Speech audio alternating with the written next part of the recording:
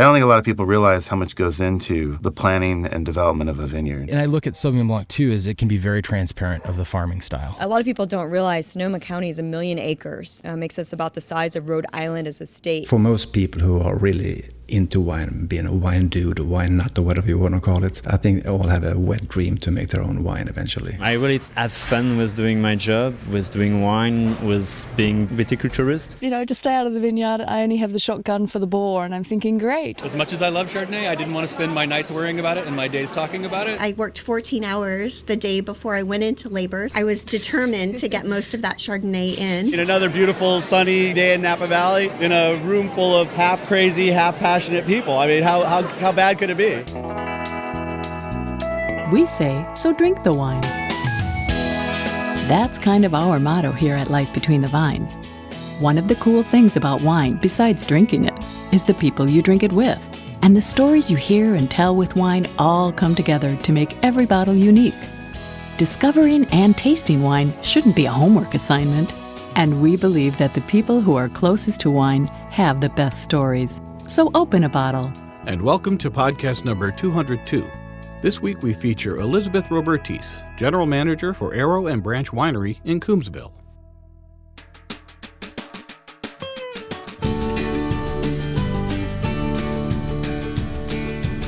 Napa Valley has several excellent AVAs which produce some of the finest wine you can find. In 2011, the Coombsville area was given its official designation as an AVA, and the area has consistently produced fantastic wines. In fact, many wines poured at the Auction Napa Valley Barrel Auction were from Coombsville. Arrow and Branch is a relatively new label which calls Coombsville home. We met with General Manager Elizabeth Robertis in the garden of the property and enjoyed a Coombsville tasting. We're in Coombsville, and we are here at Arrow and Branch with Elizabeth Robertis. How are you doing today? I'm doing very well, thank you. We're going to have some pictures on our website of this tasting space, but it's truly stunning. As my photographer Jeanette said, it's very Tuscan feeling. It really is. Close your eyes, you're in Italy in seconds, and there's some layering going on here. And this is just beautiful. What a relaxed, comfortable place to taste. Well, thank you. I'm so glad you're here. Thank you for having us here. We do appreciate it. We're going to be doing some tasting as we go, and we can go ahead and you can feel free to pour as we go. Sure, absolutely. You said you wanted to tell me a little bit about Arrow Branch, so let's go ahead and start with that. Sure, absolutely. Well, we're a relatively new brand here in the Valley. We've been in the market for about 3.5 years, so very exciting place to be where people are still finding out about us and hearing about us. And we make 4 wines. Each of our wines are about 250 cases on average total production each.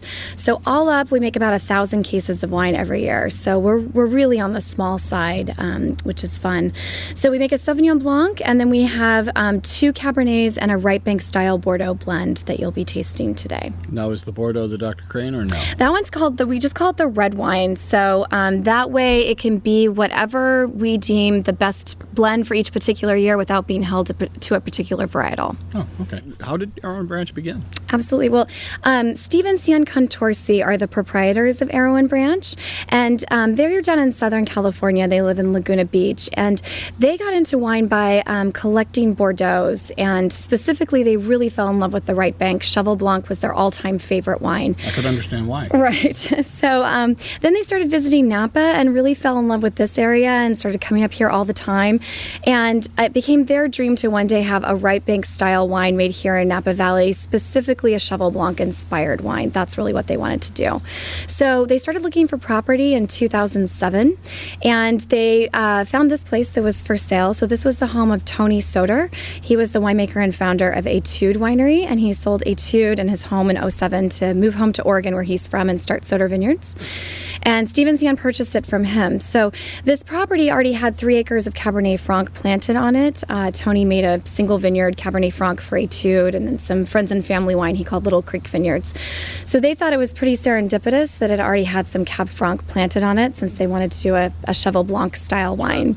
So they purchased it, started farming this vineyard organically, and hired Mike Wolf to do the farming. and then planted another 2 acres. So we have 5 acres in total here that's our estate vineyard, and this is the basis for the Bordeaux blend that you're going to taste a little bit later. So the property is all right here then? It's all right here. So we have 5 acres of Cabernet Franc, which is unusual for Coombsville, but Cabernet Franc, as you may know, is a very finicky varietal to grow, but it really loves this spot, and it shows very well every year. So this is our estate, and then we purchase fruit from some top vineyards in Napa Valley as well. Nice. So what about you? How long have you been in the wine business? I actually grew up in the wine business. So my father is in the business. He's a vineyard guy. This will be his 44th harvest here in the valley. So I grew up pruning vines for allowance and riding around on grape trucks. So I've been around it for as long as I can remember. But it's really an honor to be on this new exciting project and be running this company and heading up this exciting opportunity. Because you're a general manager, right? I am, yes. Great. Yeah. Yeah, it is a great opportunity, but I mean, having grown up in this area and in this business, wow, what a great way to grow up. Yeah, it is. It's a very small town and everybody knows each other.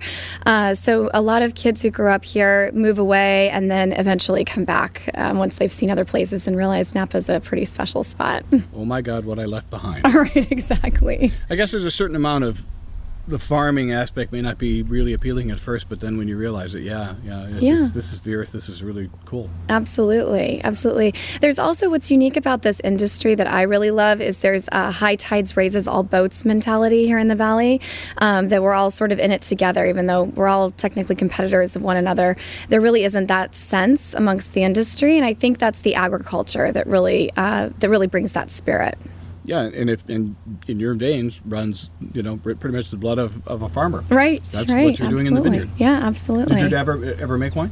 He's a partner in a vineyard up on Spring Mountain. That's his personal project, his baby. And then he works for a larger corporation too and runs development. Did you leave for a while or no? I did. Yeah, I went to college down south, and then I actually worked in movie marketing for a little while afterwards and was a publicist really? for Disney. Oh, I've heard of that. Years. Yeah. Small company. Wow. So yeah, I did that for about 8 years, and I was doing a little lifestyle comparison of Napa Valley versus Los Angeles, and all of a sudden Napa was looking more and more attractive. So I've been home 9 years now, which is wonderful. That's great. Well, it's nice to get that experience. Certainly with a company like Disney, I imagine that was a pretty positive experience. Absolutely. Yeah, absolutely. Since in the time we've been coming out here, obviously there's been new AVAs, and only a few short years ago, Coombsville became an AVA. And I think, especially after auction, I'm hearing so many winemakers talking about Coombsville, and they were using Coombsville grapes in the barrel auction. That says a lot about this area. It does. I mean, it's no longer an up and coming, it's here. Exactly. What are your thoughts about that? Well, it's interesting, especially growing up here, and this area wasn't really an area that you saw a lot of fruit coming out of. It wasn't the more well-known areas. So it's exciting to be a part of this area, and it's really rapid growth. We are technically closer to the water compared to the rest of the valley, so we do get a marine layer that comes in the morning, and because of that, average hang time on the vines, just compared to the rest of the valley, is a few weeks behind. So the fruit gets a little bit of that extra hang time, and we found that it's really beneficial to the Bordeaux varietals. So originally, more Burgundian varietals were planted here because of that, and they're actually finding that the Bordeaux varietals do very well, just like our Cabernet Franc. Is this a warmer area compared to Napa proper or Carneros? It would be warmer than Carneros, and Napa proper, again, with the microclimates, it depends on where you are. But yeah, Carneros is right by the water, so Carneros is going to be much cooler. But even 5 miles north of here, the temperature difference can be fairly significant depending on the time of day. So have you ever considered the idea of making wine yourself? I mean, since you've been in this business and you've had this influence on the business? Sure, it's a great question. I leave that to our really talented winemaker, Jennifer Williams. So we're really fortunate to have, she's considered a rising star here in the valley. She's done quite a bit of winemaking for being a young age. She was at Spotswood for many years and came to us from Spotswood. So she came in with these incredible vineyard relationships throughout the valley. So when she came on as our winemaker, she really introduced us to some fantastic fruit sourcing. The fruit sourcing continues to just get better. We're introduced to new vineyards all the time through her that we're able to really showcase through our wines. That's cool. Well, let's, do you mind if we go ahead? Sure, absolutely. Do you want to start with the Sauvignon Blanc? Sure, why don't we? Okay. So I'm starting you off here with our 2015 Sauvignon Blanc. It's a new release for us. Our Sauvignon Blanc we make about 220 cases of. This is aged for 6 months on the lees with a combination of new and used French oak and stainless steel. So the little bit of French oak really adds some nice roundness to the wine. The goal is to really make a Sauvignon Blanc that's very fresh in style, but still has a nice complexity that makes it great for food pairing. This comes from 2 really wonderful vineyards. One's up in Rutherford, and the other is close by on Oak Knoll, which is in North Napa. So we have a little bit of the Muscat clone in here, which provides really nice aromatics, and then the rest is Clone 1 Sauvignon Blanc. That is an interesting finish, and I'm so sorry. Cheers. Cheers. So lovely to meet you. Lovely to meet you as well. It has a very nice balance of acidity and fruit for me. Yeah. What does this sell for? This is $35 a bottle. And I'm assuming that's only available through our mailing list. Yes, okay. Exactly. So we allocate it out. We make such a small amount of wine, we have to allocate it. Are you in any restaurants right now, or? We are distributed in California. So we have, we make this very tiny amount of wine. So oftentimes the restaurants will get 6 bottles, 3 or 6 bottles, and that's their total allocation. So they get a very tiny amount. So often we're hand sold by the sommeliers for somebody who's looking for a, hot, new, interesting Napa wine. But yeah, we have some really incredible placements in some of the highest end restaurants in California. It seems very clear to me, very obvious to me, why you're here selling wine, because your experience and background in the business, the challenge is to come along with a new name and sell it. That's an uphill climb, isn't it? It can be, yeah. The story, there's a lot of really great wines out there where the fruit from Napa is really incredible, and there's some really talented people making wine. So I think what differentiates one from the next is really the story. The story definitely becomes important and what we're doing and what we're trying to achieve. So we're moving now into the red wines. So I'm going to start you off with our 2013 Cabernet Sauvignon. We call this one our Black Label. This wine is 100% Cabernet Sauvignon, but it comes from 2 vineyards. So it's about half from one vineyard and half from the other. The first is Llewellyn Vineyard, which is located up in St. Helena. I don't know if you've been there, but it's really kind of a dreamy property surrounded by oak trees. Our block of Cabernet that we have backs up to a creek. So really nice, well-drained, gravelly alluvial soils. They're fantastic for growing. It's really a perfect valley floor piece. The other half comes from Stagecoach Vineyard, eastern hillside just above Oakville. So Stagecoach spans a fairly large geographic distance. Our little block of Cabernet that we have is up on the Pritchard hillside. So we've got red, rocky, clay-like soils up there, again, well-drained. The vines are really stressed up there, so the berries are small, the fruit's flavor is very intense. So we've got some very intense mountain fruit blended with some valley floor fruit to make a well-balanced Cabernet. Not a bad pedigree, too, I might add. Not bad. Yeah, that's all Jennifer. Yeah. I'm a fan of labels. I love wine, of course, more than anything. Right. But the labels really mean a lot to me when I see them, because it's a representation, obviously. And this is a beautiful label. What does it represent? Thank you. So a local artist named Michael McDermott did our labels. And Steve Contursi is in the rare coin business. So he buys and sells museum quality rare coins where there's only a few of them in the world. And he and Sienna are really just all-American folks. So when they were coming up with a name for their wine, they really wanted something that was a nod to Americana in some way. And I'm sure you know this, but on the back of many American coins, there's the eagle with the arrows in one talon and the olive branch in the other. So the olive branch symbolizes we're a peaceful nation, and the arrows symbolize we can defend ourselves if need be. So arrow and branch is a nod to that. And our label represents different things to do with Americana, like the 13 arrows, 13 original colonies. And then we also are fans of Ben Franklin, so we put different Ben Franklin quotes on the back of each label that we think apply nicely to wine. So this one says, "He that can have patience can have what he will." Nice. I like that. Thanks. That's very cool. As I look at the second bottle, before we talk about what it is, again, a dramatic label, different than the others because it's white as opposed to the back, the black background. Tell me about this one because it's very striking. So again, we just have this. Well, this is how it all started for us. This is our first wine that we made. So this was the original label, and again, we have the arrows looped in with a crest, and then we have arrow and branch in Latin on it. So, so it's sort of the representation of that label.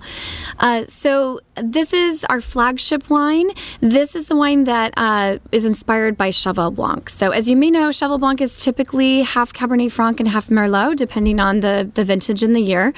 So this vintage is not exactly that. We really like to showcase the Cabernet Franc from our estate vineyard. As I was saying, it does so well and it shows so beautifully.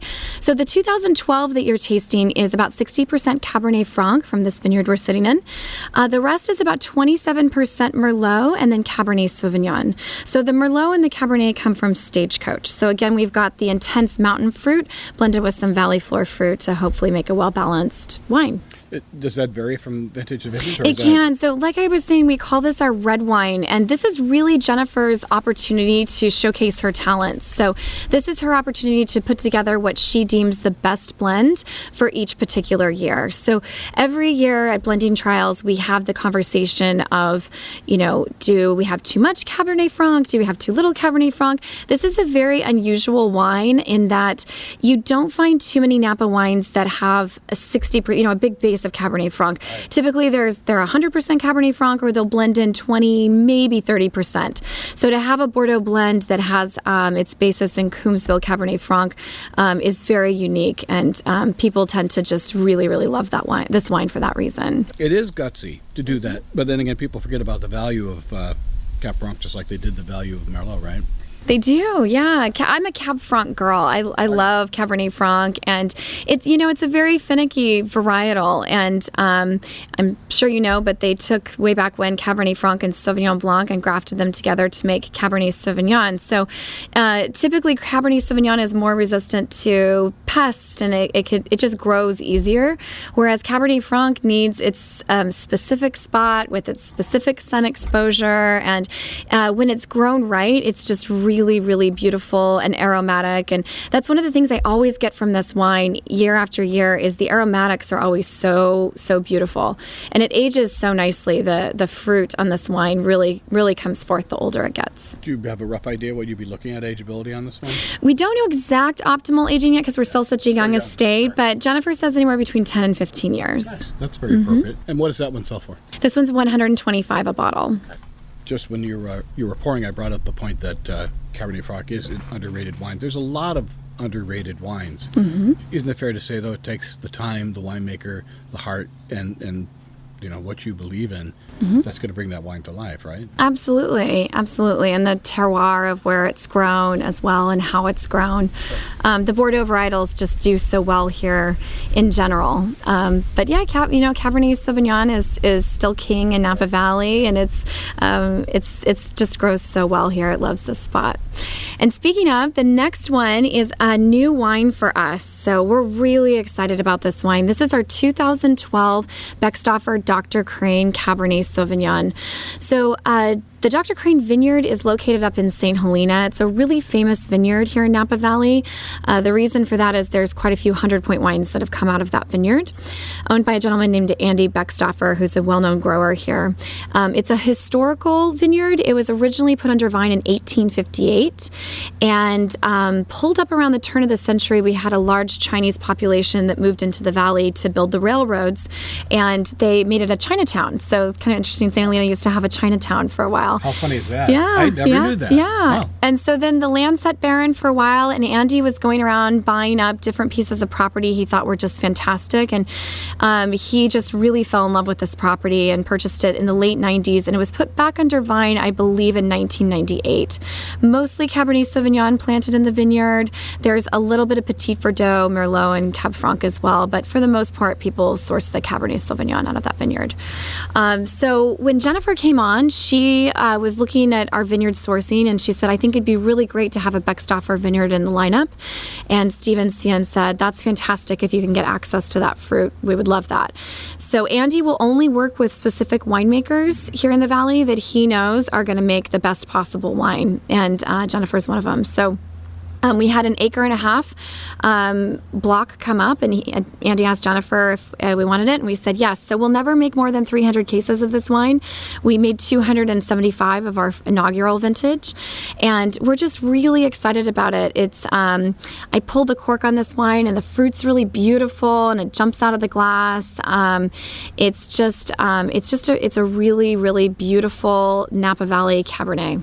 Yeah, this is very drinkable right now, without a question. I think that's interesting, this idea of vineyard owners being picky about who they sell to. It is their reputation, too. That's a big deal. Absolutely it is. Yeah, absolutely. And it's a business as well. So the vineyards become a brand in and of themselves. Right. And Dr. Crane, like I said, has become a very famous vineyard here in the Valley. Another famous vineyard that Mr. Beckstoffer owns is Tokalon, too. Have I heard of them? Yeah. I'm not sure. So we're the 7th producer to have a Dr. Crane, and people were just really excited about this wine. I sold this wine before I ever released it because people were so excited about a new Dr. Crane Cabernet coming out. So that's just speaks to how a vineyard can have its own notoriety. What's this selling? $175 a bottle. Okay, yeah, that would be really right in the same price point as anything from there. It's very nice.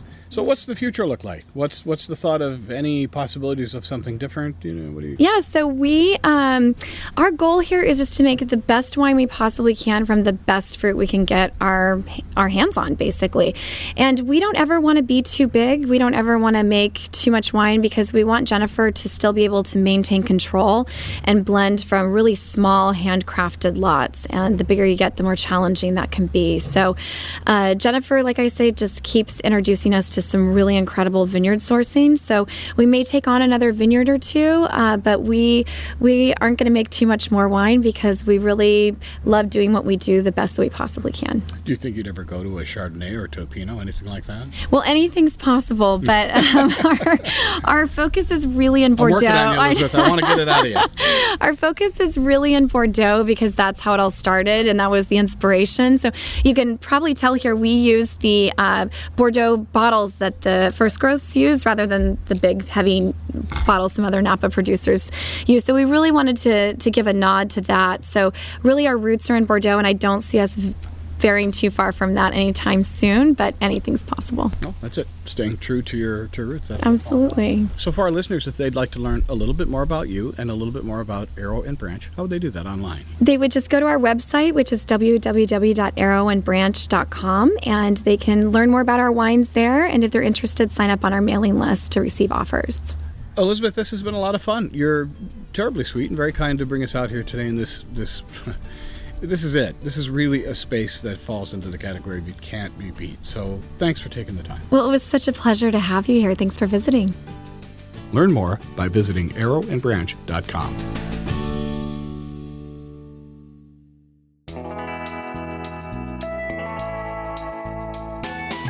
Thanks for listening, and remember to like us on Facebook. Also, check out our YouTube channel. Life Between the Vines is produced at Fifth Floor Recording Company in Milwaukee, Wisconsin. Produced and edited by Ray Pfister. Theme song and original music written and recorded by Tim Dondarevo. Our host is Kay Paskoff. Web design by Jenny Holland. Our graphics and website specialist is Lawton Hall. Our web geek is Dan Gieshin. Photos by Jeanette Hernyak. Copyright 2016.